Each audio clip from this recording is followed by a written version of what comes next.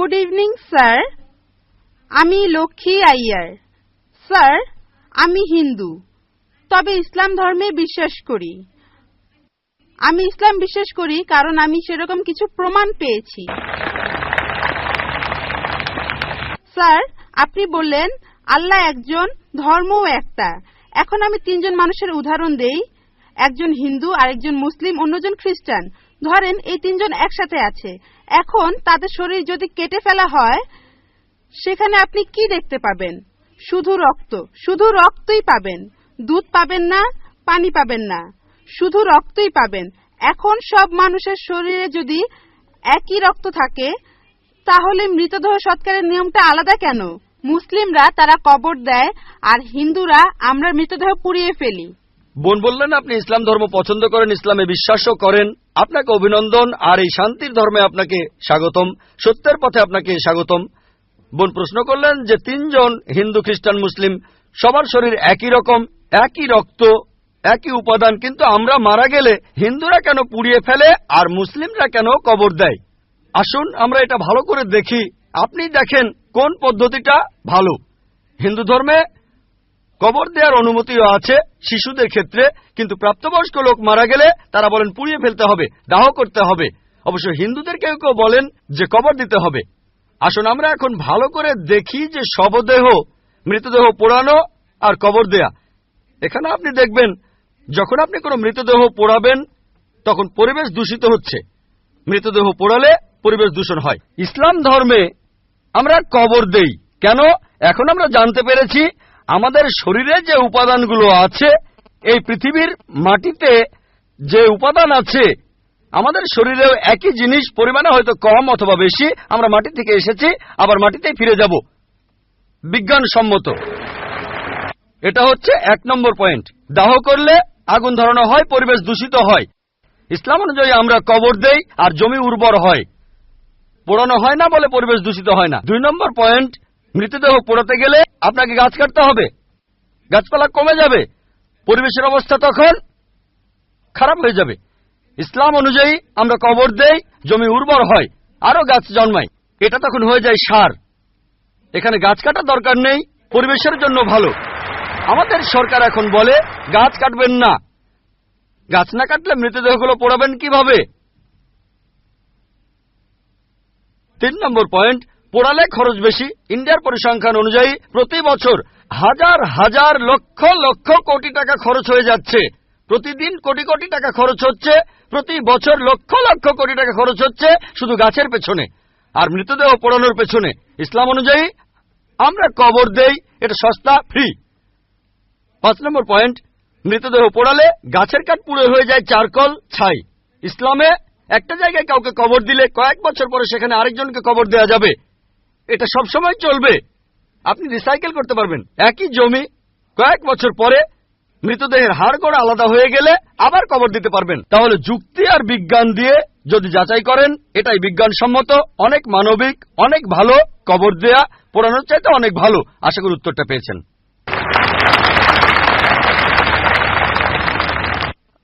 আমার নাম রামকৃষ্ণ, আমি ফিজিওথেরাপি ছাত্র। আমার প্রশ্ন হলো, আল্লাহর আদম হাওয়াকে সৃষ্টি করার কি প্রয়োজন ছিল, অথবা এই বিশ্ব জগৎ এগুলো সৃষ্টি করে কি উপকার পাবেন?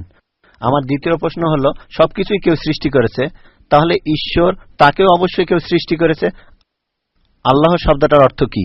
ভাই 3টা প্রশ্ন করেছেন। প্রথম প্রশ্নটা, আল্লাহ কেন আদম হাওয়াকে সৃষ্টি করলেন, এই সৃষ্টি করার কারণটা কি? বিশ্বজগৎ সৃষ্টির কারণ কি? আল্লাহ সৃষ্টি করেছেন আদম আর হাওয়াকে, তারা দুজনে শান্তিতে থাকুন, যাতে করে মানুষ যাতে আসতে পারে। তারা আমাদের সবার পূর্বপুরুষ।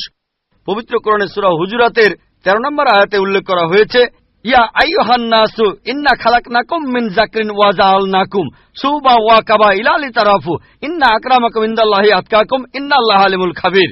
হে মানুষ জাতি, আমি তোমাদের সৃষ্টি করেছি এক পুরুষ ও এক নারী হতে, আর তোমাদের বিভক্ত করেছি বিভিন্ন জাতি আর গোত্রে, যেন তোমরা অন্যের সাথে পরিচিত হতে পারো। এই জন্য নয় যে অন্যকে ঘৃণা করবে। আর আল্লাহর কাছে অধিক মর্যাদা সম্পন্ন সেই ব্যক্তি যার আছে তাকওয়া। আল্লাহ যেটার মাধ্যমে মানুষের বিচার করেন, টাকা পয়সা নয়, গায়ের রং নয়, জাতি বা গোত্র নয়, ধর্মমত নয়, সেটা হলো তাকওয়া। সেটা হলো আল্লাহকে মানা, ন্যায়পরায়ণতা, ধার্মিকতা। তাহলে আদম আর হাওয়া আলাইহিস সালাম, তারা আমাদের সবার পূর্বপুরুষ। আপনারও পূর্বপুরুষ, আমারও পূর্বপুরুষ, সব মানুষের। সেজন্য আপনাকে ভাই বলে ডেকেছি। ভাই, সব মানুষ ভাই ভাই।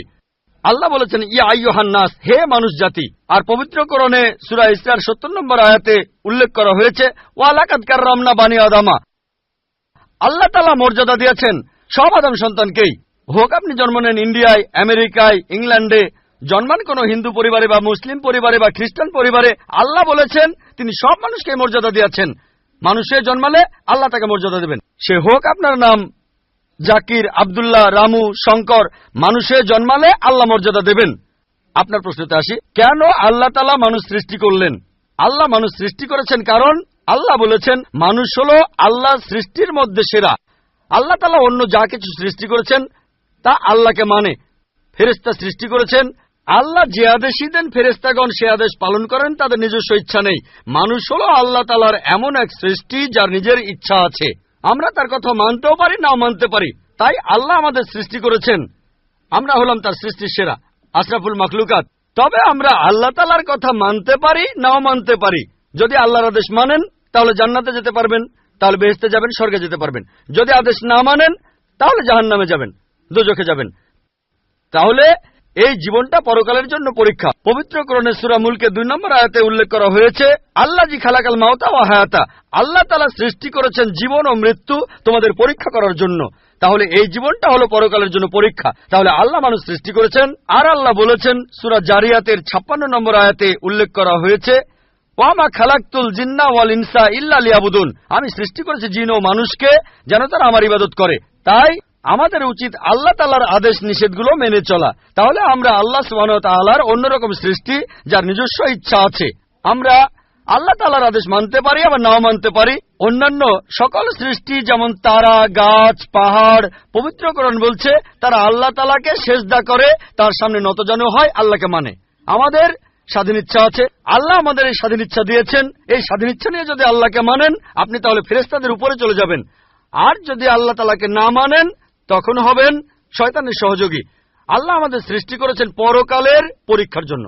আপনার দ্বিতীয় প্রশ্নে আসি, সবকিছুর একটা স্রষ্টা আছে, আল্লাহকে বানিয়েছে কে? যদি কেউ বলে সবকিছুরই একটা স্রষ্টা আছে, কথাটা ঠিক নয়। সব সৃষ্ট জিনিসের স্রষ্টা আছে। আল্লাহ তাআলার সংজ্ঞা হচ্ছে তাকে কেউ সৃষ্টি করেনি। যখনই বলবেন কে আল্লাহকে বানিয়েছে সে আল্লাহ নয়। আল্লাহ তাআলার সংজ্ঞা হচ্ছে তিনি সৃষ্টি হননি। ধরেন এক লোক আপনাকে বলল যে ভাই আমার বন্ধু জন, সে হাসপাতালে ভর্তি হয়েছে, সে একটা বাচ্চার জন্ম দিয়েছে। বলতে পারবেন এই বাচ্চাটা ছেলে না মেয়ে? বলতে পারবেন? চেষ্টা করেন, দেখেন। পারবেন না কেন? মাইক্রোফোনটা অন করেন। ছেলে না মেয়ে? হ্যাঁ না। ধরেন ভাই জন, সে হাসপাতালে ভর্তি হয়েছে, সে একটা বাচ্চার জন্ম দিল। এই বাচ্চাটা ছেলে না মেয়ে? আপনি বলতে পারবেন? না। 50% চান্স ছেলে না মেয়ে। লোকজন সবাই হাসছে কেন? বলতে পারবেন? পারবেন না কেন? যে উত্তরই বলেন সেটা কি ঠিক হবে? চেষ্টা করে দেখেন, যে বাচ্চাটা জন্মালো সে কি ছেলে না মেয়ে? চেষ্টা করেন। মেয়ে। মেয়ে। ভাই, পুরুষ লোক কি বাচ্চার জন্ম দিতে পারে? হ্যাঁ, এখানে আপনি ভুল করেছেন। একইভাবে ভুল করেছেন যখন বললেন কে আল্লাহকে বানিয়েছে। পুরুষ লোক কোনো বাচ্চার জন্ম দিতে পারে না, তাহলে তো মেয়ে বা ছেলে হওয়ার প্রশ্নই আসে না। এখন কি আপনি বুঝতে পেরেছেন? বুঝতে পেরেছেন, এই তো ভালো। পুরুষ লোক কোনো বাচ্চার জন্ম দিতে পারে না, তাহলে তো ছেলে বা মেয়ে হওয়ার কোনো প্রশ্নই আসে না। যখন প্রশ্ন করলেন কে আল্লাহকে সৃষ্টি করেছে, আল্লাহর সংজ্ঞা হচ্ছে, ঈশ্বরের সংজ্ঞা হচ্ছে তিনি সৃষ্টি হননি। যখনই বলবেন কে আল্লাহকে বানিয়েছে সে আল্লাহ নয়। ওয়ালাম ইয়াকুল লাহু কুফুয়ান আহাদ, তার সমতুল্য কেউ নেই। এবারে আপনার শেষ প্রশ্নটাতে আসে, আল্লাহ কে? আল্লাহ কে? সবচেয়ে সেরা সংজ্ঞাটা আছে পবিত্র কোরআনে সূরা ইখলাসে 1 নম্বর থেকে 4 নম্বর আয়াতে উল্লেখ করা হয়েছে। এখানে বলা হয়েছে যে কুল হুয়াল্লাহু আহাদ, বলো তিনি আল্লাহ এক, অদ্বিতীয়, আল্লাহুস সামাদ, তিনি অবিনশ্বর, চিরস্থায়ী। লাম ইয়ালিদ ওয়ালাম ইউলাদ, তিনি জন্ম নেননি, কাউকে জন্ম দেননি। ওয়ালাম ইয়াকুল্লাহু কুফুয়ান আহাদ, তার সমতুল্য কেউ নেই। এই হলো 4 লাইনের সংজ্ঞা আল্লাহ সুবহানাহু ওয়া তাআলার। যদি কোনো মানুষ, যদি কেউ বলে যে অমুক লোকটা আল্লাহ, সেই লোক যদি এই 4টা শর্ত পূরণ করতে পারে, আমাদের মুসলিমদের কোনো আপত্তি থাকবে না সেই লোককে আল্লাহ বলে মেনে নিতে। 4 লাইনের সংজ্ঞা, এটাই হলো ধর্মের লিটমাস টেস্ট। আল্লাহ তাআলার সংজ্ঞা প্রথমটা হলো কুল হুয়াল্লাহু আহাদ, বলো তিনি আল্লাহ এক, অদ্বিতীয়। আল্লাহুস সামাদ, আল্লাহ বিনশ্বর, চিরস্থায়ী। লাম ইয়ালিদ ওয়ালাম ইউলাদ, তিনি জন্ম নেননি, কাউকে জন্ম দেননি। ওয়ালাম ইয়াকুল্লাহু কুফুয়ান আহাদ, তার সমতুল্য কেউ নেই। যদি হিন্দু ধর্মগ্রন্থগুলো পড়েন, সেখানেও একই রকম কথা বলা হয়েছে। কুল হুয়াল্লাহু আহাদ, এটা পাবেন আপনাদের ছান্দোগ্য উপনিষদে 6 নম্বর অধ্যায় 2য় অনুচ্ছেদের 1ম পরিচ্ছেদে। এক্কামে বিদ্বিতীয়াম, ঈশ্বর মাত্র একজন, দ্বিতীয় কেউ নেই। দ্বিতীয় টেস্ট আল্লাহুস সামাদ, আল্লাহ বিনশ্বর, চিরস্থায়ী। ভগবদ গীতা 10 অধ্যায়ে 3 অনুচ্ছেদ বলছে, আমাকে বলা হয় এই বিশ্ব জগতের প্রভু, আমি জন্ম নেইনি, কোনো শুরু নেই। তৃতীয় টেস্ট লাম ইয়ালিদ ওয়ালাম ইউলাদ, তিনি জন্ম নেননি, কাউকে জন্ম দেননি। আর শ্বেতক্ষেত্র উপনিষদে আছে 6 নম্বর অধ্যায়ের 9 অনুচ্ছেদে, নাচাই সাকাসিদ জানিতা নাচা দীপা, ঈশ্বরের কোনো প্রভু নেই, তার কোনো বাবা মা নেই। মহান ঈশ্বরের কোনো বাবা নেই, তার কোনো মা নেই। তারপর ওয়ালাম ইয়াকুল্লাহু কুফুয়ান আহাদ, তার সমতুল্য কেউ নেই। আর শ্বেতক্ষেত্র উপনিষদে বলা হয়েছে 4 নম্বর অধ্যায়ের 19 অনুচ্ছেদে আছে। এছাড়াও যজুর্বেদ 32 অধ্যায়ের 3 অনুচ্ছেদে বলা হয়েছে, নাতাস্তি প্রতিমা আস্তি, মহান ঈশ্বরের কোনো প্রতিমা নেই, কোনো মূর্তি নেই, কোনো ছবি নেই, কোনো ফটোগ্রাফ নেই, কোনো ভাস্কর্য নেই। এটা কে বলেছে? যজুর্বেদ 32 অধ্যায় 3য় অনুচ্ছেদ বলেছে একই কথা, ওয়ালাম ইয়াকুল্লাহু কুফুয়ান আহাদ।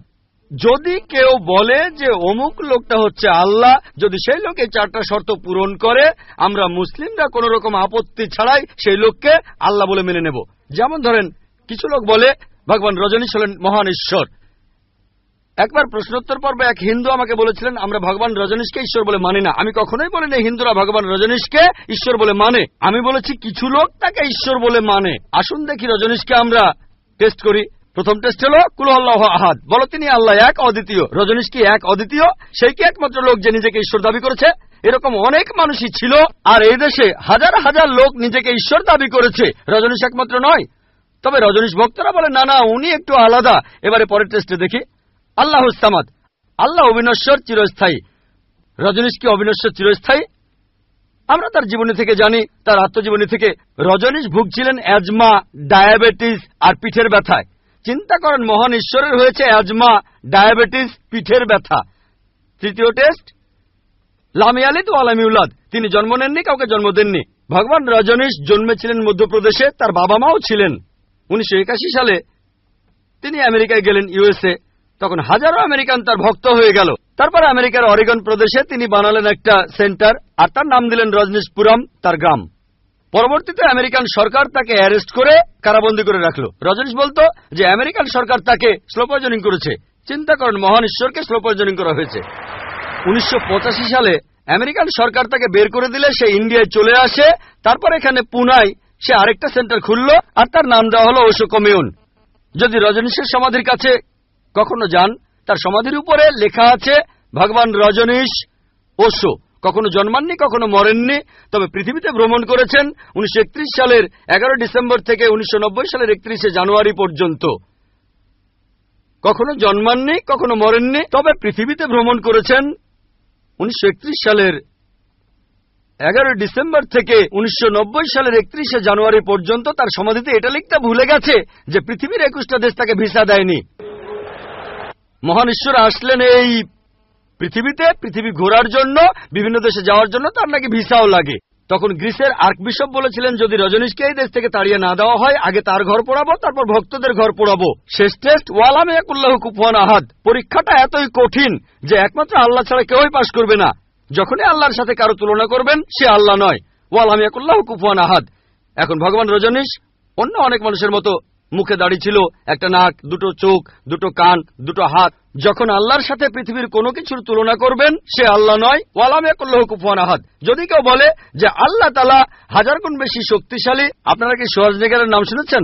এই লোকের নাম কখনো শুনেছেন? কখনো শুনেছেন তার নাম?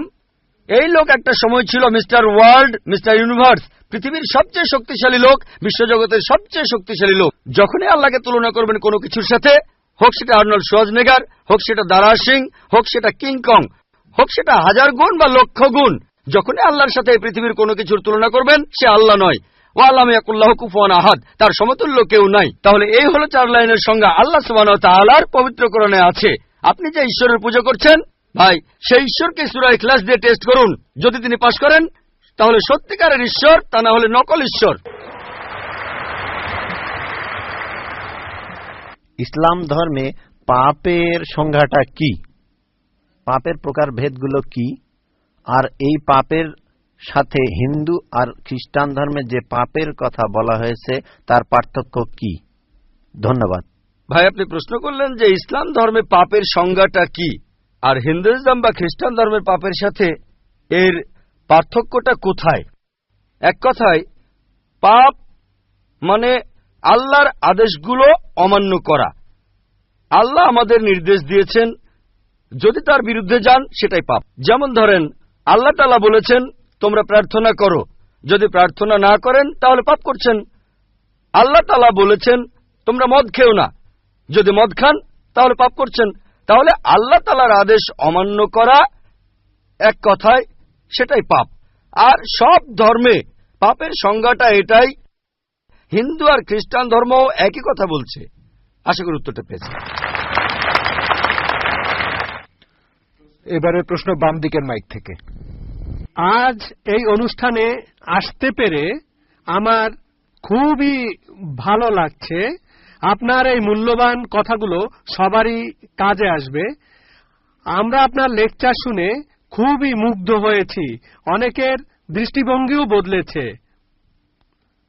আমার নাম রাম দাস, ইলেকশন বোর্ডের পার্সেস অফিসার।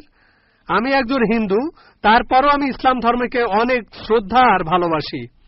আমি আপনার কথার সাথে একমত যে হিন্দু ধর্ম কখনোই মূর্তি পূজার কথা বলে না। আসলে আমাদের হিন্দু ধর্মকে সবসময় প্রভাবিত করেছে তথাকথিত ধর্মীয় নেতারা।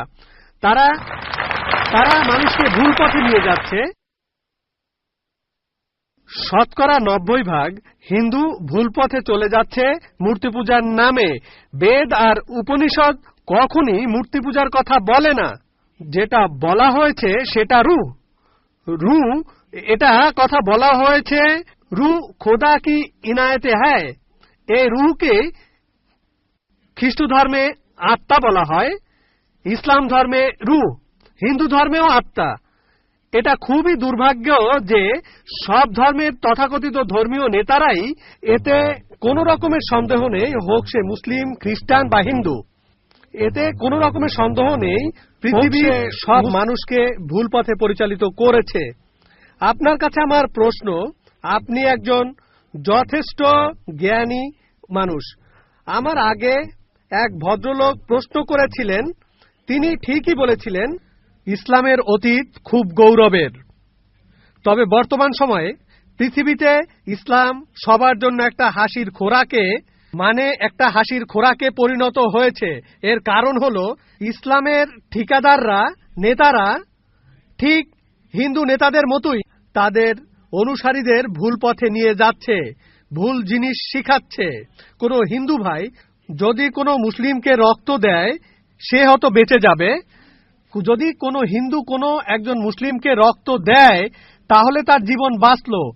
এখানে এটা কি হতে পারে? যেহেতু হিন্দু রক্ত নিয়েছে তাই সে হিন্দু হয়ে যাবে? এটা আমার প্রথম প্রশ্ন। প্লিজ আরেকটু সময় দিন, আমার আরেকটা প্রশ্ন আছে। এখানে ধরেন যার জীবন বাঁচল সে তো দোয়া করবে, আসো বাবা আসো, আমার জীবন বাঁচিয়েছ। রক্তের বিভিন্ন গ্রুপ আছে, এ পজিটিভ, বি পজিটিভ। এখানে তো জীবন বাঁচানোর প্রশ্ন, এখানে কি ধর্মের গুরুত্বটা বেশি? এটাই প্রথম প্রশ্ন। আর এখানকার লোকজন আত্মাকে চিনতে চায় না, বস্তুর চাহিদা মিটলেই তারা খুশি। ইসলাম সবাইকে ভালোবাসার কথা বলে, সব ধর্মই ভালোবাসার কথা বলে, কিন্তু ইসলাম ধর্ম সেই ভালোবাসা অর্জনের কথা বলে, কিভাবে ভালোবাসা অর্জন করতে হবে। এই জন্য ইসলামে জাকাত আছে। এই জাকাত গরিব মানুষদের সাহায্য করা, প্রতিবেশীকে সাহায্য করা। গরিবের মেয়ে বিয়ে হচ্ছে না, বিয়ে দিয়ে দাও, গরিবকে সাহায্য করা। অন্য কোন ধর্ম ইসলামের মতো এত মহান নয়। এটা খুবই মহান ধর্ম। দুর্ভাগ্যের কথা, বাস্তব এর কোনো প্রয়োগ হচ্ছে না। তাই আগের ভদ্রলোক বললেন মাদ্রাসাগুলো স্বচ্ছ হওয়া উচিত। সত্যি বলতে আপনারা ধর্মীয় নেতাদের বোকামির কারণে ইসলাম ধর্ম উপরে উঠছে না, বরঞ্চ বরবাদ হয়ে যাচ্ছে। খ্রিস্টান ধর্ম, তারা পৃথিবীতে রাজত্ব করতে চায়, তারা ইসলামের ক্ষতি করতে চায়। ইসলামের প্রতি খ্রিস্টানদের মনোভাব বিরূপ। হিন্দু ধর্ম, তারা এখানে ঠিক থাকতে চায়, স্বাভাবিক। তাহলে এরাই হলো ধর্মীয় নেতা। তারা জানে না রূহ কি। রূহ হলো আল্লাহর দয়া। উপনিষদে আছে, ইসলামে আছে, বাইবেলে আছে।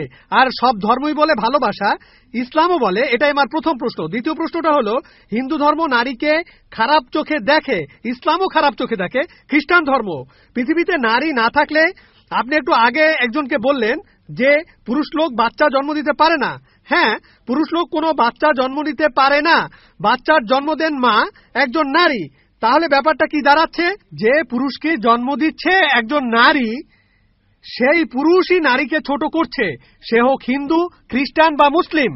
এভাবে দেখবেন যে সব ধর্মেই একই রকম অবস্থা চলছে। আমরা সবাই, সব ধর্মই এখন ধ্বংসের পথে যাচ্ছে। নারীকে কোনো ধর্মই সম্মানের চোখে দেখা হয় না। পৃথিবীর সব ধর্মই নারীদেরকে সবসময় খারাপ চোখে দেখছে। এটাই আমার দ্বিতীয় প্রশ্ন। ইসলাম কি বলে? যেদিন কিয়ামত হবে, তার মানে মহাপ্রলয়, ইসলাম ধর্ম কিয়ামত সম্পর্কে কি বলছে? আপনাকে ধন্যবাদ এই ছোট্ট লেকচারের জন্য, ভালো কথাগুলোর জন্য ধন্যবাদ। আপনি বললেন আমার কথা আর ইসলাম ধর্মের কথা। আমার কথা যদি বলেন, সমস্ত প্রশংসা শুধুমাত্র আল্লাহ তাআলার। বললেন আমি জ্ঞানী, বললেন আমি অনেক জানি, আমি শুধুমাত্র একজন ছাত্র। আমি নিজেকে একজন ছাত্র মনে করি ইসলাম ও অন্যান্য ধর্মের উপর। আপনি দুটো প্রশ্ন করলেন, প্রথমটা রূহ নিয়ে, তারপর নারী নিয়ে। এছাড়াও আপনি বেশ কিছু মন্তব্য করেছেন। আপনি বললেন তথাকথিত ধর্মীয় নেতারাই সমস্যা তৈরি করছে। বেশিরভাগ ব্যাপারে আমি একমত।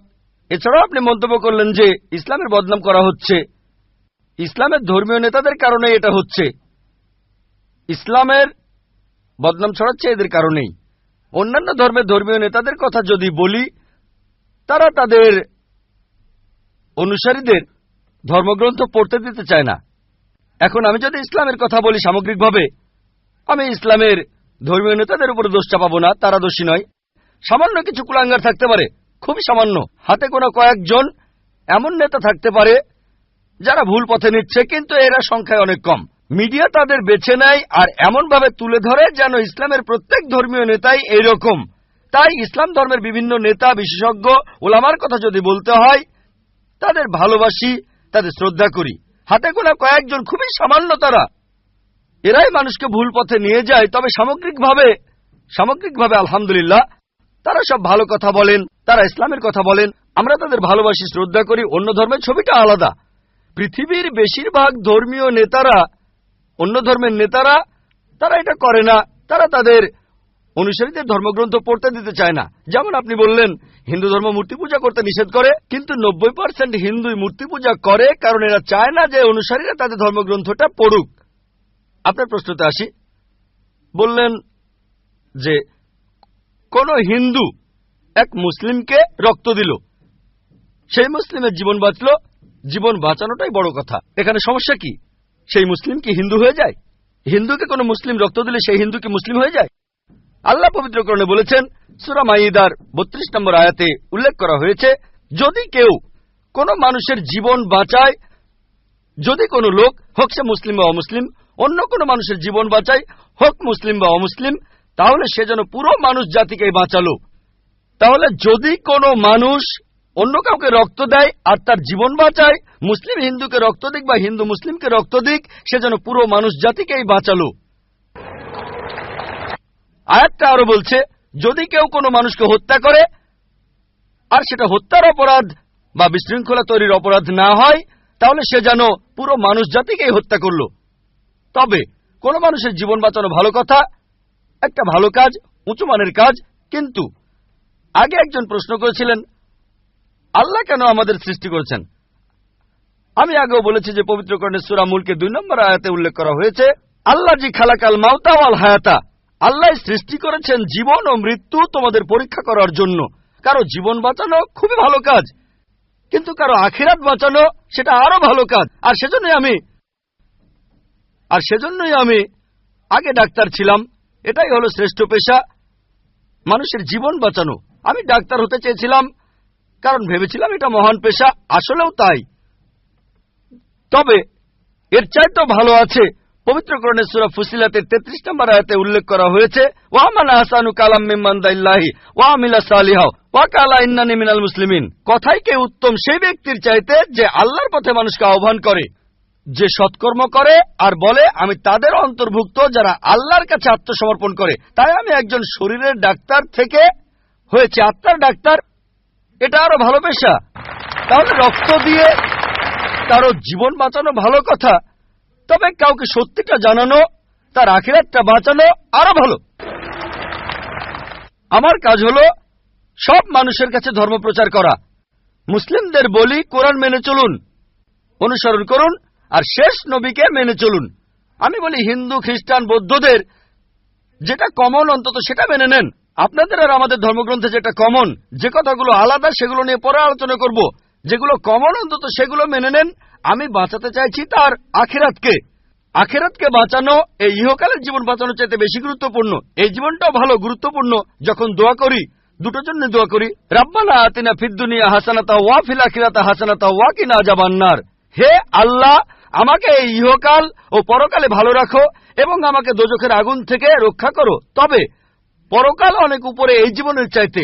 সেজন্য কোরআনের সূরা তাহরিমের 11 নম্বর আয়াতে উল্লেখ করা হয়েছে যে ফেরাউনের স্ত্রী হযরত আসিয়া রাদিয়াল্লাহু আনহা তিনি আল্লাহ তাআলার কাছে বলেছিলেন, হে আল্লাহ, আমি এই পৃথিবীর সমস্ত ধন সম্পদের বিনিময়ে, তিনি ছিলেন তখন পৃথিবীর সবচেয়ে ধনী মানুষের স্ত্রী, সে সময় পৃথিবীর সবচেয়ে শক্তিশালী মানুষ ছিল ফারাও। তার স্ত্রী আল্লাহর কাছে দোয়া করলেন, আমি এই পৃথিবীর সমস্ত ধন সম্পদের বিনিময়ে জান্নাতে একটি ঘর চাই তোমার কাছে। তাহলে পৃথিবীর সবচাইতে ধনী লোকের স্ত্রী তার সব সম্পদের বিনিময়ে চাচ্ছেন আখিরাত। ভাই, আমি আপনার সঙ্গে একমত, মানুষকে ভালোবাসতে হবে, এটা খুব ভালো কাজ। তবে কারো পরকালের জীবন বাঁচানো সেটা আরো ভালো কাজ। আমি এখানে কি করছি? মানুষকে বলছি সাদৃশ্যগুলো দেখেন, যেগুলো কমন সেই জিনিসগুলো অন্তত মেনে চলেন, যেগুলো আলাদা সেগুলো বাদ দেন। যেটা কমন সেটা অন্তত মেনে চলেন, যে মূর্তি পূজা করা যাবে না, আল্লাহ কেবলমাত্র একজন, অন্তিম ঋষিকে মানতে হবে, তাহলে আমরা এক হব। নাম দিয়ে কেউ কখনো মুসলিম হয় না। আব্দুল্লাহ জাকির সুলতান মুসলিম মানে যে আল্লাহর কাছে নিজের ইচ্ছাকে সমর্পণ করে। আগে এক বোনকে আমি বলেছিলাম আল্লাহর কাছে আত্মসমর্পণ করুন, এখন আপনাকেও বলছি আল্লাহর কাছে আত্মসমর্পণ করুন। আর আল্লাহর ওহী এই লাস্ট টেস্টামেন্ট, খ্রিস্টানরা বলে ওল্ড টেস্টামেন্ট আর নিউ টেস্টামেন্ট, এটা হলো আল্লাহ তাআলার লাস্ট টেস্টামেন্ট, পবিত্র কোরআন। এটার কথা আপনাদের ধর্মগ্রন্থ আছে, সেটা আপনাদের মানতে হবে। এটা বাইবেলেও আছে, সেটা মেনে চলতে হবে। আমি অনুরোধ করবো, আসেন আমরা সবাই মিলেমিশে থাকি, সবাই একসাথে থাকি আর আল্লাহ তাআলার কাছে আত্মসমর্পণ করি। মানুষ সাধারণত লেভেল জিনিসটা পছন্দ করে না, যেন লেভেলটা গুরুত্বপূর্ণ নয়। পবিত্র কোরআনের সূরা ইমরানের 19 নম্বর আয়াতে উল্লেখ করা হয়েছে, ইন্নাদ-দীনা ইনদাল্লাহিল ইসলাম, আল্লাহ তাআলার কাছে একমাত্র যে ধর্মটা গ্রহণযোগ্য সেটা আল্লাহর কাছে আত্মসমর্পণ করা। যদি আল্লাহর কাছে নিজের ইচ্ছাকে সমর্পণ করেন, আপনার আখিরাত পরকালের জীবনটা বেঁচে যাবে। এবারে আপনার দ্বিতীয় প্রশ্নে আসি। নারীদের কথা বললেন যে সব ধর্মই নারীদের খারাপ চোখে দেখে, সব ধর্মই, খ্রিস্টান ধর্ম, হিন্দু ধর্ম, ইসলামের কথাও বললেন, সবাই খারাপ চোখে দেখে। খ্রিস্টানরা খারাপ চোখে দেখে, হিন্দুরা খারাপ চোখে দেখে, মুসলিমরাও খারাপ চোখে দেখে। মুসলিম মানে যে আল্লাহর কাছে নিজের ইচ্ছাকে সমর্পণ করে। আর সত্যিকারের মুসলিম কোন নারীর দিকে কখনো খারাপ দৃষ্টিতে তাকাবে না। যদি কেউ করে সে মুসলিম নয়। আল্লাহ পবিত্র কোরআনে বলেছেন, সূরা নূরের 30 নম্বর আয়াতে উল্লেখ করা হয়েছে, মানুষ শুধু নারীর হিজাবের কথা বলে, আল্লাহ তাআলা পবিত্র কোরআনে প্রথমে বলেছেন পুরুষের হিজাবের কথা। মুমিন পুরুষদের বলো তারা যেন দৃষ্টি সংযত আর লজ্জাস্থান হেফাজত করে। যখন কোনো পুরুষ কোনো নারীর দিকে তাকাবে, তখন তার মনে, সেই পুরুষের মনে কোনো খারাপ চিন্তা আসলে সে দৃষ্টি নিচু করবে। আপনাদের বেদেও কথা আছে, যদি আপনি ঋগ্বেদ পড়েন 8 নম্বর গ্রন্থ 33 নম্বর অনুচ্ছেদের 19 নম্বর মন্ত্র, ব্রাহ্ম তোমাদের নারী বানিয়েছেন, সুতরাং দৃষ্টি নিচু করো আর মাথার উপরে কাপড় দাও। হিন্দু ধর্মগ্রন্থ নারীদের শ্রদ্ধা করে, তবে সেই ধর্মগ্রন্থে এমন কথাও আছে যেগুলো নারীদের ছোট করেছে, সেগুলো বলতে চায় না। যদি মনুস্মৃতি পড়েন, সেখানে নারীদের বিরুদ্ধে অনেক কথা আছে, সেগুলো আমি এখানে বলতে চাই না, কারণ আমি চাই না কেউ বলুক ডক্টর জাকির নায়েক হিন্দু ধর্মের সমালোচনা করছেন। পবিত্র বাইবেলেও নারীদের সম্পর্কে ভালো কথা আছে, আবার খারাপ কথাও আছে। ভালো কথাগুলো এখানে বলতে পারি, খারাপ কথাগুলো বলতে চাচ্ছি না। আমি চ্যালেঞ্জ করছি, কেউ আমাকে পবিত্র কোরআনের এমন একটা কথা দেখান যেটা নারীদের বিরুদ্ধে বলেছে। নারীদের বিরুদ্ধে একটা সহিহ হাদিস দেখান যেটা নারীদের বিরুদ্ধে বলেছে। হ্যাঁ, প্রত্যেক সম্প্রদায়ে কিছু কুলাঙ্গার দেখতে পাবেন, এমন কিছু মুসলিম হয়তো আছে যারা শুধু নামেই মুসলিম, তারা মেয়েদের দিকে তাকাতে পারে, মেয়েদের উত্ত্যক্ত করতে পারে, তবে তারা সত্যিকারের মুসলিম নয়। আপনি বললেন যে ইসলাম আর মুসলিমরা মেয়েদের খারাপ চোখে দেখে। যদি এই কথাটা বলে থাকেন ভুল বলেছেন। যদি হিন্দু ধর্মগ্রন্থের সেই কথাগুলোর উদ্ধৃতি দিয়ে বলেন যে হিন্দু ধর্ম নারীদের বিরুদ্ধে কথা বলে, আমি বিভিন্ন ধর্মের উপর একজন ছাত্র হিসেবে কথাটা মেনে নেব যে হ্যাঁ, আপনি মনুস্মৃতির সেই অনুচ্ছেদগুলোর কথা বলছেন যেগুলো নারীদের বিরুদ্ধে বলে। যদি বাইবেলে নারীদের বিরুদ্ধে বলা কথাগুলোর উদ্ধৃতি দেন, হ্যাঁ সেগুলো তো বাইবেলে লেখা আছে, তবে আমি চ্যালেঞ্জ করছি পবিত্র কোরআনে এমন মাত্র একটা আয়াত দেখান যেখানে নারীদের বিরুদ্ধে কথা বলে। এমন মাত্র একটা সহিহ হাদিস দেখান, আমাদের নবীজি সাল্লাল্লাহু আলাইহি ওয়াসাল্লামের মাত্র একটা কথা দেখান যেটা নারীদের বিরুদ্ধে বলেছে। সত্যি বলতে মুহাম্মদ সাল্লাল্লাহু আলাইহি ওয়াসাল্লাম হলেন পৃথিবীর প্রথম মানুষ যিনি নারীদের উপরে তুলেছেন আর তাদের সমান অধিকার দিয়েছেন। আমি একটা লেকচার দিয়েছিলাম ইসলামে নারীর অধিকার, এছাড়াও আরেকটা লেকচার ইসলাম এবং অন্যান্য ধর্মের নারীর অধিকার আমি সেখানে দেখিয়েছি। তাই আপনি যখন বললেন ইসলাম নারীদের অসম্মান করে, কথাটা ঠিক নয়। তবে আমি ইসলাম সম্পর্কে এ কথা বলিনি। ইসলাম সবসময় নারীদেরকে মর্যাদা দিয়েছে। মুসলিমরা এই কাজটা করেছে, যে তারা মুসলিমরা এই কাজ করছে, আর হিন্দু বা খ্রিস্টান এরাও নারীদের ছোট চোখে দেখে। ইসলাম কখনোই এটা করে না। ধন্যবাদ আপনাকে, অনেক ধন্যবাদ ভাই, আপনাকে অনেক ধন্যবাদ। আমি একথাই বলেছি। তবে মুসলিমরা দুর্ভাগ্যজনকভাবে ইসলামের অনুসারীরা এই জিনিসটা প্রয়োগ করে না। হ্যাঁ ভাই, আমি আপনার সঙ্গে একমত। আমি বলেছিলাম কিছু লোক এমন, এখন ধরেন মার্সিডিজ গাড়ি কত ভালো এটা জানার জন্য যদি ড্রাইভারের সিটে কোনো আনাড়ি লোককে বসান আর সেই ড্রাইভার যদি গাড়িটা অ্যাক্সিডেন্ট করে, কাকে দোষ দেবেন? গাড়ি না ড্রাইভারকে? ড্রাইভারকে দোষ দেবেন। মার্সিডিজ গাড়ি কত ভালো এটা জানতে যদি চান, চেক করেন সেখানে কি কি আছে, এভারেজ স্পিড কেমন, পিক আপটা কেমন, গিয়ার রেশিও কেমন, নিরাপত্তা ব্যবস্থাগুলো কি কি। তাহলে ইসলামকে বিচার করতে চাইলে পবিত্র কোরআন আর সহিহ হাদিস পড়েন। মুসলিমদের দেখবেন না। যদি গাড়িকে পরীক্ষা করতে চান তাহলে আপনি ড্রাইভারের সিটে পাকা ড্রাইভারকে বসান। শ্রেষ্ঠ মুসলিমের দৃষ্টান্ত নবীজি সাল্লাল্লাহু আলাইহি ওয়াসাল্লাম। খ্রিস্টান ধর্মে পবিত্র বাইবেলে আছে, বুক অব জেনেসিস 3 অধ্যায়ের 16 অনুচ্ছেদে মহান ঈশ্বর বলেছেন, তোমরা নারী, তোমরা খুব যন্ত্রণা পেয়ে সন্তানের জন্ম দেবে। এটা নারীদের প্রতি ঈশ্বরের অভিশাপ, গর্ভধারণ নারীদের জন্য শাস্তি। ইসলাম ধর্মে গর্ভধারণ নারীদের জন্য সম্মানের। পবিত্র কোরআনে সূরা নিসার 1 নম্বর আয়াতে উল্লেখ করা হয়েছে গর্ভধারিণী মাকে সম্মান করো। পবিত্র কোরআনে সূরা লুকমানের 14 নম্বর আয়াতে উল্লেখ করা হয়েছে আমি মানুষকে তাদের বাবা মায়ের সাথে ভালো ব্যবহার করার নির্দেশ দিয়েছি। মা অনেক কষ্ট সহ্য করে সন্তানকে গর্ভধারণ করেন, অনেক কষ্ট পেয়ে সন্তানের জন্ম দেন। নবীজি বলেছেন, যদি তোমরা তোমাদের মাকে সোনার পাহাড়ও এনে দাও, তোমাকে যে 9 মাস গর্ভে ধারণ করেছিলেন তার বিনিময়ে, তারপরও শোধ হবে না। ইসলাম এই কথাই বলছে। এখন নবীজি সাল্লাল্লাহু আলাইহি ওয়াসাল্লামের কাছে একজন লোক আসলো আর প্রশ্ন করলো, এটা আছে সহিহ বুখারী 8 নম্বর খণ্ড, বুক অব আদাব 2 নম্বর অধ্যায় 2 নম্বর হাদিস, হে নবী, এই পৃথিবীতে কাকে সবচাইতে বেশি সম্মান দেখাবো? নবীজি বললেন, তোমার মা। লোকটা বলল, এরপরে কাকে দেখাবো? নবীজি বললেন, তোমার মা। লোকটা বলল, তারপরে কাকে দেখাবো? নবীজি আবারও বললেন, তোমার মা। লোকটা বলল, এরপরে কাকে?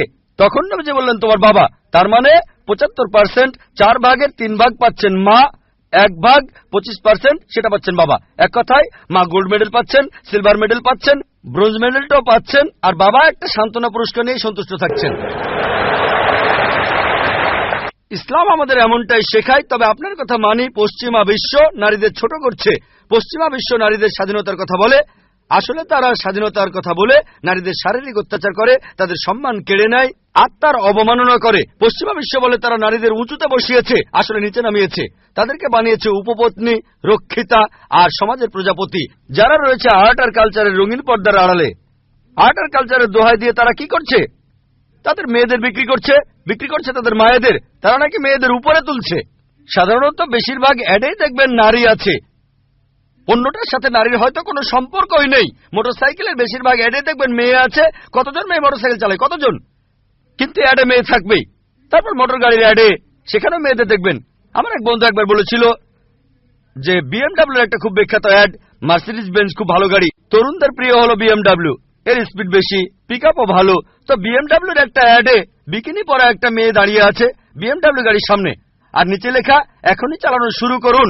কাকে? মেয়েটাকে না গাড়িটাকে? বিক্রি করছে মেয়েদের, বিক্রি করছে মায়েদের। ইসলাম ধর্মে নারীদেরকে সম্মান করি, মায়েদের সম্মান করি, বোনদের সম্মান করি, মেয়েদের সম্মান করি, তাদের শ্রদ্ধা করি, তাদের ভক্তি করি। আমার ভিডিও ক্যাসেট দেখেন, ইসলামে নারীর অধিকার। আশা করি উত্তরটা পেয়েছেন।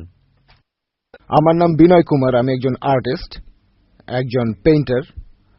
আপনাকে আমি একটা প্রশ্ন করব যে আপনার ওয়েবসাইটে 2টা যুক্তি দেখিয়েছিলেন যে মোহাম্মদ বাইবেল থেকে কিছু কপি করেননি অথবা অন্য কোনো বই থেকেও কপি করেননি।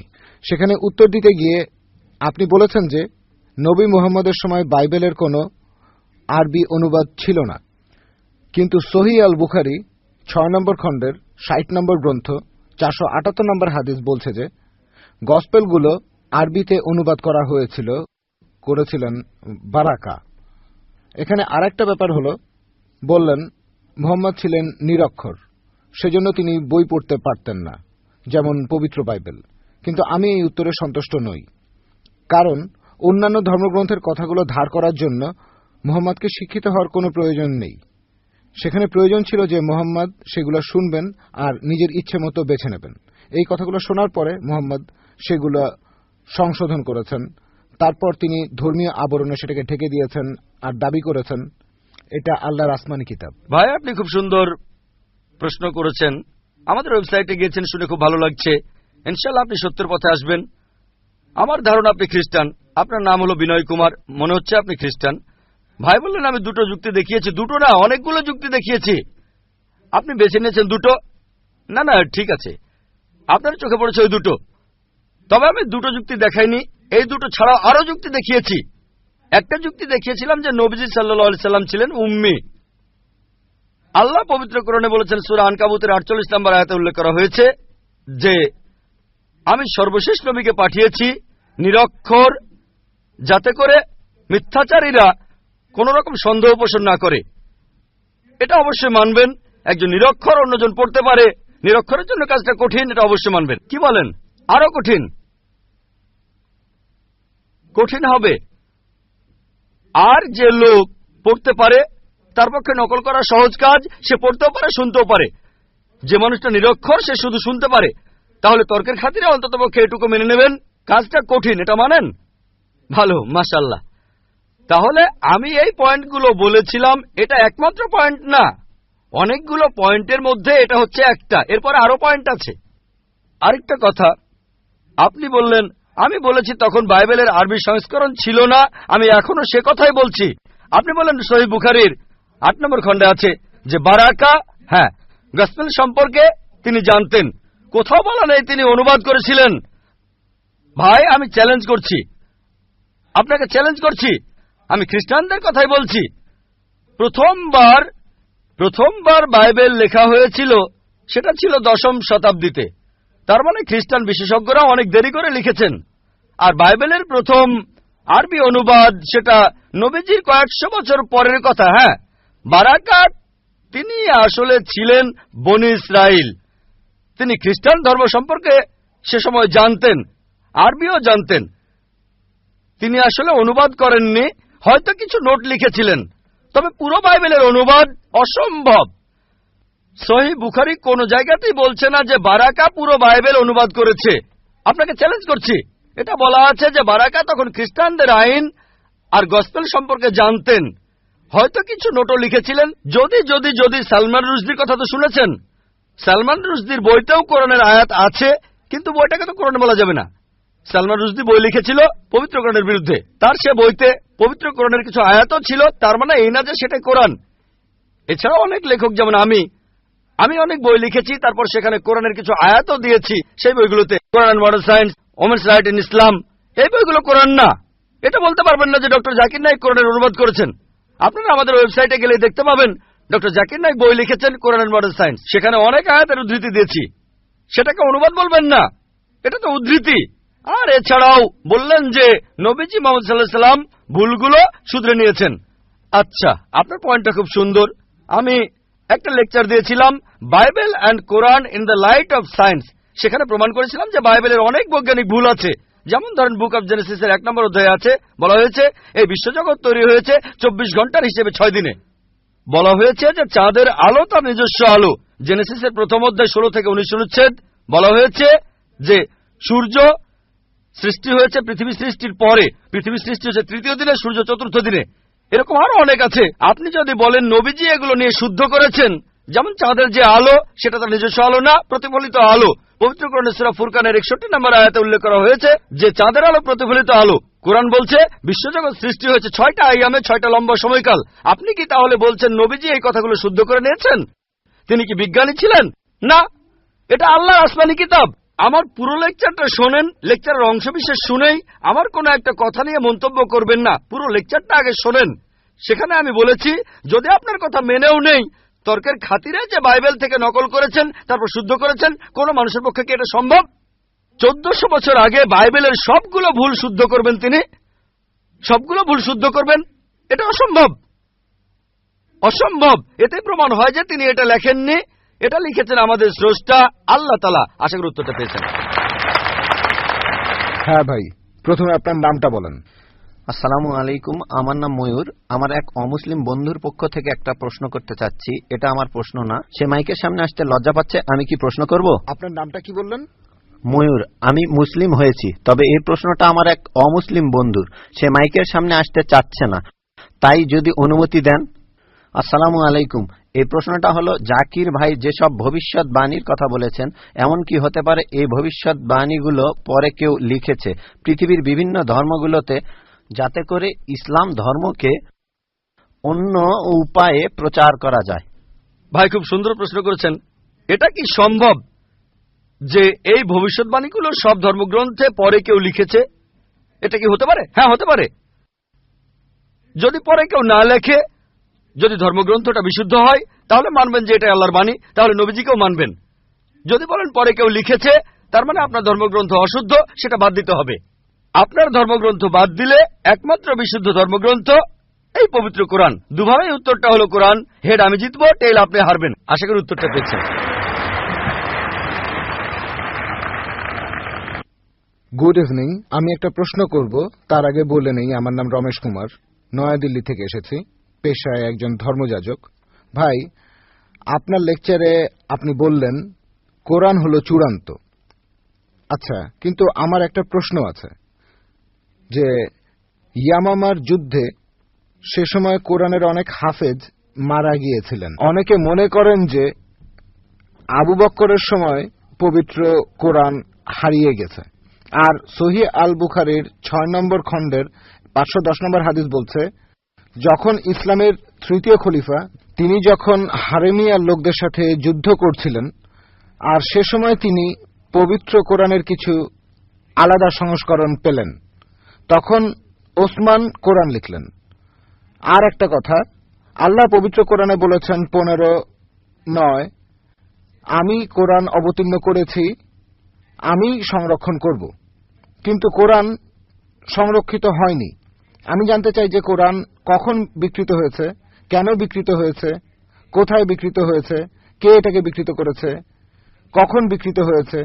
প্লিজ মন্তব্য করেন। ভাই, আপনি প্রশ্ন করলেন, আপনি পবিত্র কোরআনের সূরা হিজরের 9 নম্বর আয়াতের উদ্ধৃতি দিলেন, যেখানে আল্লাহ তাআলা বলেছেন যে আমি কোরআন অবতীর্ণ করেছি আর আমি সংরক্ষণ করব। তাহলে কোরআন বলছে যে কোরআন বিকৃত হয়নি। আল্লাহ বলেছেন কোরআন বিশুদ্ধ। তাহলে সহিহ বুখারী কেন বলছে যে কোরআন হারিয়ে গেছে? হযরত আবু বকরের সময়ে তৃতীয় খলিফা হযরত ওসমান আসলেন, তিনি কোরআনের অনেক সংস্করণ পেলেন। তারপরে এটা কিভাবে হলো? ভাই, সহিহ বুখারী যে কথাটা বলছেন সেটা ঠিক। যেটা হযরত ওসমান রাদিয়াল্লাহু আনহু পেয়েছিলেন সেটা বিভিন্ন বাচনভঙ্গি। যেমন ইংরেজি ভাষায় দেখবেন অনেক বাচনভঙ্গি আছে। একই ইংরেজি সাউথ ইন্ডিয়ানরা একভাবে বলে, হোয়াট ইজ ইউর নেম। কোন ইংরেজ লোক হোয়াটস ইউর নেম। হায়দ্রাবাদীদের বাচনভঙ্গিটা আলাদা, আমি সেভাবে বলতে পারবো। হিন্দি স্টাইলটা একরকম। আমার স্ত্রী বলছিল যে তুমি হায়দ্রাবাদী স্টাইলে লেকচার দাও না কেন, উর্দু স্টাইলে। নাকো। বোম্বেতে আমরা নাকো বলি না, বোম্বেতে আমরা বলি আয়েঙ্গা, খায়েঙ্গা, জায়েঙ্গা, পিয়েঙ্গা। একবার আমাকে বোম্বের এক ভাই বলেছিলেন আয়েঙ্গা জায়েঙ্গা ছিল আসলে গতকাল। তাহলে এক এক জায়গার বাচনভঙ্গি হচ্ছে এক এক রকম। সেই একইভাবে হযরত ওসমানের সময়ে আরবি ভাষায় হযরত ওসমান দেখলেন অনেক বাচনভঙ্গি। আমাদের নবীজির অনুমতি দিয়েছিলেন 7টা বাচনভঙ্গির। তাহলে উচ্চারণ করতে গিয়ে ভুল হয়েছিল। এই ভুলগুলো দেখে হযরত ওসমান বললেন এটাকে চূড়ান্ত করো, আর আমরা এখানে শুদ্ধভাবে উচ্চারণ করব। তাহলে বুঝতে পারলেন যে তিনি বাচনভঙ্গি শুদ্ধ করেছেন। যদি কেউ বলে হোয়াট ইজ ইউর নেম, কোন ইংরেজি বলবে এ আর কেমন ইংরেজি, what is your name, what's your name. American বাচনভঙ্গি আলাদা, ব্রিটিশ বাচনভঙ্গি আলাদা, নিউজিল্যান্ডেরটা আলাদা, কিছু গ্রহণযোগ্য কিছু গ্রহণযোগ্য না। এটা হলো কারণগুলোর একটা। তিনি সংশোধন করেছিলেন বাচনভঙ্গি। 2 নম্বর, আমাদের নবীজি সাল্লাল্লাহু আলাইহি সাল্লাম যখন কোরআন নাজিল হতো তার সাথে লেখক থাকতো। নবীজি সেই সব লেখকদের তিনি যা শুনেছেন সেগুলো বলতেন, সাহাবাগণ লিখে নিতেন, নবীজি আবার চেক করতেন। এভাবে যায়েদ বিন সাবিত রাদিয়াল্লাহু আনহু তিনি ছিলেন প্রধান লেখক, আরো অনেকে ছিলেন। এছাড়াও অনেক সাহাবী নবীজির কাছে আয়াতগুলো শুনতেন, তারপর বাসায় গিয়ে যেটা মনে আছে সেটা লিখে ফেলতেন। এখানে ধরেন কেউ আমার লেকচার শুনলো, তারপর বাসায় গিয়ে লিখলো, সেটা ঠিকও হতে পারে ভুলও হতে পারে, অবিকল আমার মতো হবে না। তবে আমি যদি চেক করে সেখানে কিছু নোট দেই, এটা লেখেন, আরেকবার পড়েন, এটা ভুল হয়েছে শুধরে নেন, তাহলে কোরআনের যে কপিটা আমাদের নবীজির কাছে ছিল সেটা চেক করেছিলেন তিনি নিজেই যখন জীবিত ছিলেন। এটা দেয়া হয়েছিল তার স্ত্রী বিবি হাফসা রাদিয়াল্লাহু আনহার কাছে। তিনি ছিলেন হযরত ওমর রাদিয়াল্লাহু আনহুর মেয়ে। এটা বিবি হাফসার কাছে ছিল। পরে মানুষজন নিজে থেকেই লেখা শুরু করলো, তাদের স্মৃতি থেকে সেখানে ভুল হওয়াটাই স্বাভাবিক। পবিত্র কোরআন কিন্তু ভুল নয়, যদিও সেখানে বেশ কিছু লোকের লেখা নোট ছিল। হযরত ওসমান বললেন, এখন তো মানুষ ভুল বুঝতে শুরু করবে যে এগুলোই আসল কোরআন। এখন আমি কোরআনের সঠিক কপি করব, তারপর পৃথিবীর বিভিন্ন প্রান্তে সেটাকে ছড়িয়ে দেব, আর মুসলিমরা বুঝতে পারবে যে এটাই হলো আসল। কোরআনে পরিবর্তন হয়নি। মানুষজন বিভিন্ন নোট লেখা শুরু করলো, অন্যরা বুঝতে পারত না যে এটাই শুদ্ধ কোরআন নাকি ভুল কোরআন।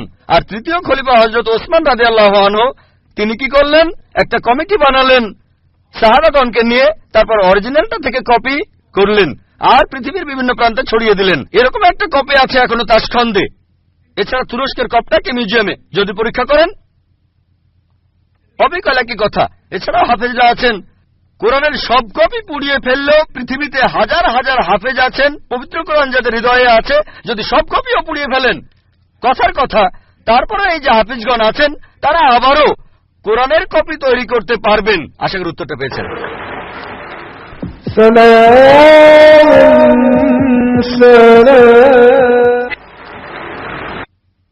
কোন অমুসলিম বোন?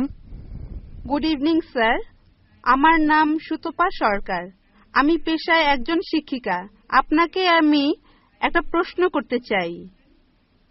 ইসলাম ধর্মে কর্ম আর মোক্ষ লাভ সম্পর্কে কি বলা আছে, আর এক্ষেত্রে হিন্দু ধর্মের ধারণার সাথে পার্থক্যটা কি? বোন, আপনি প্রশ্ন করলেন ইসলামে কর্ম আর মোক্ষ লাভ সম্পর্কে কি বলা হয়েছে। হিন্দু ধর্মগ্রন্থ অনুযায়ী কর্ম মানে কাজ, আমরা যে কাজগুলো করি, অ্যাকশন, এই কর্ম করতে হবে ধর্ম অনুযায়ী। আর হিন্দু ধর্মের বিশেষজ্ঞরা একটা দর্শনে বিশ্বাস করেন যেটাকে বলা হয় সংস্কারা, জন্ম আর মৃত্যুর চক্র, জন্ম আবার মৃত্যু, যেটা হলো আবার জীবিত হওয়া, অথবা মানুষের আত্মার ভ্রমণ করার থিওরি। তারা বিশ্বাস করে আপনি যেরকম কর্ম করবেন, যদি ভালো কাজ করেন পরবর্তী জীবনে আপনি জন্মাবেন কোন উচ্চ স্তরে, যদি খারাপ কাজ করেন পরবর্তী জীবনে আপনি জন্মাবেন কোন নিচু স্তরে। যদি ভালো কাজ করেন আপনি মানুষ হয়ে জন্মাবেন, খারাপ কাজ করলে পশু হয়ে জন্মাবেন, হয়তো ইঁদুর হবেন, বিড়াল হবেন বা তেলাপোকা হবেন।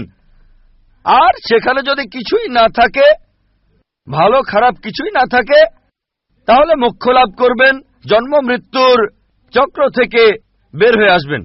এটা হলো হিন্দু ধর্মের বিশেষজ্ঞদের দর্শন। তবে বেদে এর কোন রকম উল্লেখ নেই। বেদ হলো হিন্দুদের সর্বোচ্চ ধর্মগ্রন্থ, সেখানে উল্লেখ নেই। তারা বলতে চায় যে এই কথাগুলো ভগবদ গীতায় আছে। ভগবদ গীতায় বলা হয়েছে 2 নম্বর অধ্যায়ের 22 নম্বর অনুচ্ছেদে, যেভাবে একটা শরীর পোশাক বদলায় তারপরে নতুন পোশাক পরে, একইভাবে আত্মা নতুন শরীরে প্রবেশ করে। হিন্দু ধর্মগ্রন্থগুলোতে পুনর্জন্ম বলে একটা কথা আছে। এটা আছে ঋগ্বেদ 10 নম্বর গ্রন্থ 16 নম্বর অনুচ্ছেদের 4 ও 5 পরিচ্ছেদে। পুনর্মানে পরবর্তী, জন্ম মানে জীবন, পরবর্তী জীবন। আমরা পরের জীবনে বিশ্বাস করি যে পৃথিবীতে একবার আসব, মাত্র একবারই আসব। আমরা পৃথিবীতে একবার আসব, আল্লাহর আদেশে মারা যাব, পৃথিবীতে একবারই আসব, একবারই মারা যাব, পরবর্তীতে আখিরাতে গিয়ে আবার জীবিত হব। তাহলে ইসলাম অনুযায়ী আমরা এই পৃথিবীতে একবারই আসব, তারপর আমরা আল্লাহর আদেশে কিয়ামতের দিনে আবার জীবিত হব। কাজের উপর নির্ভর করে বেহেশত বা দোজখে যাবেন, স্বর্গ বা নরকে, বেদ এমন কথাই বলছে। কিন্তু তারা এটা বোঝে না, হিন্দু বিশেষজ্ঞরা, যে কেন মানুষ জন্মায় বোবা হয়ে, জন্মায় অন্ধ হয়ে, কেউ গরিব হয়, আবার কেউ ধনী হয়, কেউ বা স্বাস্থ্যবান। ঈশ্বর তো কোনো অন্যায় করেন না। তাই তারা একটা দর্শন আনলো যে জন্ম মৃত্যু, আত্মার ভ্রমণ করে বেড়ানো। বেদের কোথাও এই কথার উল্লেখ নেই। এমনকি ভগবদ্গীতাও এমন কথা বলছে, পুরনো পোশাক বাদ দিয়ে শরীর যেমন নতুন পোশাক পরে, একইভাবে আত্মা পুরনো শরীর ছেড়ে নতুন শরীরে যায়। একবার, আমার কোনো আপত্তি নেই। একবার মারা যাবেন, একবারই পুনরুজ্জীবিত হবেন। তবে ইসলামে এই প্রশ্নটার উত্তর রয়েছে। হিন্দু বিশেষজ্ঞরা এটা বুঝতে পারে না যে ঈশ্বর কেন এমন করবেন। কিছু মানুষ জন্ম থেকে বোবা, কেউ বা স্বাস্থ্যবান, কারো হার্টের সমস্যা, কেউ গরিব আবার কেউ ধনী। ইসলাম বলে, পবিত্র কোরআনে সূরা মুলকের 2 নম্বর আয়াতে উল্লেখ করা হয়েছে, আল্লাহ জি খালাকাল মাউতা ওয়াল হায়াতা, আল্লাহ সৃষ্টি করেছেন জীবন ও মৃত্যু তোমাদেরকে পরীক্ষা করার জন্য। এই জীবনটা পরকালের জন্য পরীক্ষা।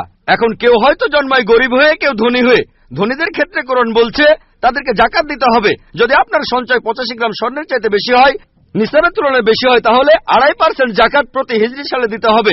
ধনীরা জাকাত দিতে পারে, নাও দিতে পারে, অর্ধেকও দিতে পারে, হয় সে 100-100 পাবে অথবা 50 পেতে পারে। কোন জাকাত না দিলে সে 0 পাবে। কিন্তু গরিব লোকের ক্ষেত্রে জাকাত দিতে হবে না, সে জাকাতের পরীক্ষায় 100-100 পাবে।